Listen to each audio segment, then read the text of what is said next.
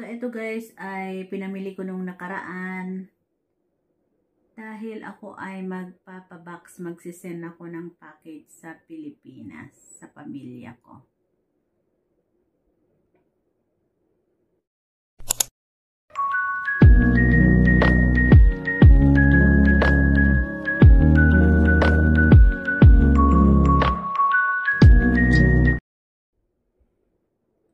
Hi guys! Welcome to my vlog. Virgis Vlog here, OFW dito sa Singapore. So, itong mga to guys na nasa harapan ko ay part 1 yan ng aking pamimili para magpadala or mag-send ng package or box sa Pilipinas. So, itong mga nasa harapan ko guys ay isi-share ko sa inyo ang price at kung ano-ano na rin ang aking mga pinamili dahil baka by July ay pag napuno na yung box ko ay magsisend na ako. Isisend ko na tong mga to. Pero konti pa lang yan. Ito ay part 1 pa lang guys. Nakisabay lang ako kay Amo nung nakaraan nung nagpunta siya sa NTUC. So sa susunod naman yung part 2 ko siguro ay sa Value Dollar ako mamimili dahil doon ay mura doon. Mga toothpaste, sabon, chocolate, ano pa ba yun? Coffee, yun ang sugar, yun ang mga bibilin ko sa Value Dollar. So tara guys, ipapasilip ko muna sa inyo kung ano ang aking mga pinamili. So guys, ito yung aking pinamili nung nakaraan. Itong banda rito ay nakisabay ako kay, may mga pangalan na yan. Nakisabay ako kay among lalaki nung namalengke kami sa Gilang Market ay binili ko yung mga yan. Itong mga to, ang price niyan ay tig to $2 lang. Mura sa Gilang kaysa sa NTUC. Ito sa NTUC, mabibili mo ito ng $250. Ayan, $250 yan sa NTUC at maliit pa. Ito rin ay $2 din yan. Ayan, ito ay 2 din. Sa Gilang din yan. Ito naman ay $3. So, ito naman ay nirepack ko na yan dahil may pagbibigyan ako. Ayan. Tapos, itong mga noodles naman ay nakisabay ako kay Amo nung among babae nung nagpunta siya sa NTUC.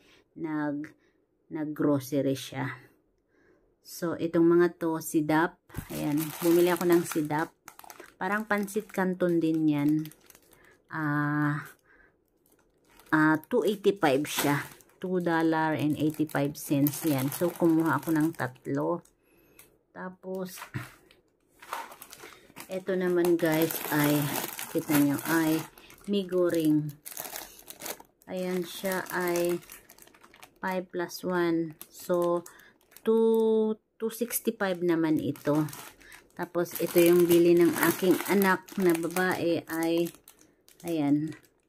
Ito yung samyang na pink.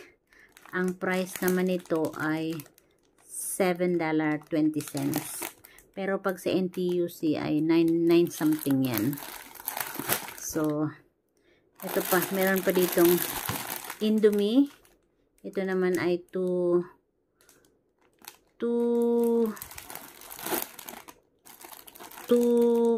yata ito. Ayan, $240. Tapos meron pa ditong ano kasi to, kailan bang expired ito? 2025 pa naman ang expired nito. So ito naman ay halo-halo $6 yan. Yan. Nagpunta kasi ako sa Korean shop. So, itong yan ay nabili ko ng $6. 5 piraso. Tapos, ito pa ay, ayan, yung bili ng anak ko. Ewan ko ba kung ano to? Rice cake with red chili and garlic sauce. Ayan. Korean food. At ito pa, bumili rin ako nito. $250 ang isa. Ayan. At ito naman ay cheese. At meron ako ditong maling. Ayan, may maling. Tapos, ito namang sabon na to ay binili ko rin yan. Yan, may maling na 4. Yan, luncheon meat. Number 1. Yan, yung luncheon meat. Bumili ako ng 4. Pero bibili pa ako. Tapos ito naman ay may Skippy na maliit. Tapos meron tayo ditong pang-ahit ng balbas. Ito naman ay, ayan o, Korean food din to. Manghang. Tapos meron ditong, ayan, para sa anak ko, necklace. May nagbigay sa akin, ipapadala ko na lang. Tapos meron akong baby oil. Ay, anong baby oil? Coconut oil, ipapadala ko sa aking anak para sa kanyang buhok. So, ito naman guys ay linagyan ko ng pangalan. Ayan. Pag nagpapabox kasi ako, nilalagyan ko yan ng mga pangalan kung para kanino. O yung mga walang pangalan ay yan yung sa bahay. Yung mga may pangalan ay yan yung mga ipapamigay. So, eto naman ay walang pangalan. Ayan, biscuit. So, ayan guys, ang aking mga pinamili. Meron pa ditong nuts. At, ayan, yan lahat ng aking mga pinamili. So, yan ang part 1 ng aking pamimili para mag-send ng box guys. So, yun lang guys. And salamat sa inyong panunood. Bye! Bye everyone! Ang dami, di ba? Yan. Bibili pa ako ng mga sabon sa Value Dollar. So, bye na guys! Thanks for watching!